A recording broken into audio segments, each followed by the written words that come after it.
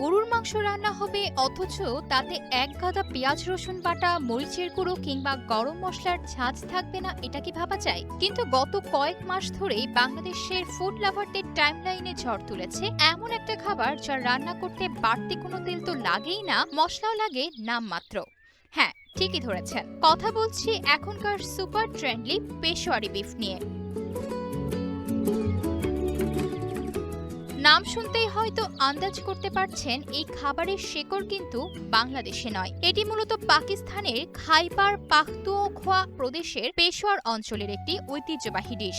সেখানে এটিকে সাধারণত পেশোয়ারি রস বা নামকিন গোশত বলা হয়। পেশোয়ার বা আফগান সীমান্ত অঞ্চলের মানুষেরা মাংসের নিজস্ব স্বাদ ধরে রাখতে পছন্দ করেন, আর সেই খাঁটি পাহাড়ি স্বাদই এখন সোশ্যাল মিডিয়ার কল্যাণে সীমান্ত পেরিয়ে চলে এসেছে আমাদের রান্নাঘরে। কিন্তু হঠাৎ বাংলাদেশে এটা এত ভাইরাল কেন হলো? এর প্রধান কারণ আমাদের চেনা স্বাদের বাইরে একদম উল্টো এক রেসিপি। বাঙালি মানেই তো চর্বি ঝোলের কড়া ভুনা, সেখানে কোনো তেল মশলা ছাড়া শুধু লবণ, আস্ত রসুন, আদা, টমেটো আর কাঁচামরিচ দিয়ে মাংসের নিজস্ব চর্বিতে দমে রান্না করা এই পদটি মানুষের মাঝে তুমুল কৌতূহল তৈরি করেছে।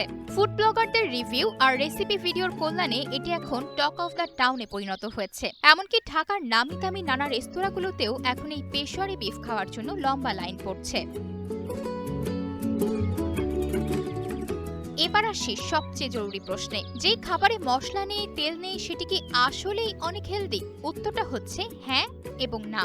বিজ্ঞানের ভাষায় এই রান্নায় যেহেতু বাইরের রিফাইন তেল বা অতিরিক্ত ডালডা ব্যবহার করা হচ্ছে না এবং কোনো কৃত্রিম কালার বা অতিরিক্ত ঝাল নেই, তাই এটি পাকস্থলীর জন্য বেশ আরামদায়ক। অ্যাসিডিটির ভয় একদমই নেই, কিন্তু একটা টুইস্ট আছে। এই রেসিপির মূল জাদুই হলো মাংসের চর্বি। চর্বি ছাড়া এই রান্না অসম্ভব, তাই যারা হাই কোলেস্টেরল বা হার্টের সমস্যায় ভুগছেন তাদের জন্য এটি খুব একটা ডায়েট ফ্রেন্ডলি নয়। তবে সাধারণ মানুষের জন্য ঈদের ভারী মশলাদার খাবারের চেয়ে এটি অবশ্যই একটি চমৎকার ও স্বস্তিদায়ক বিকল্প।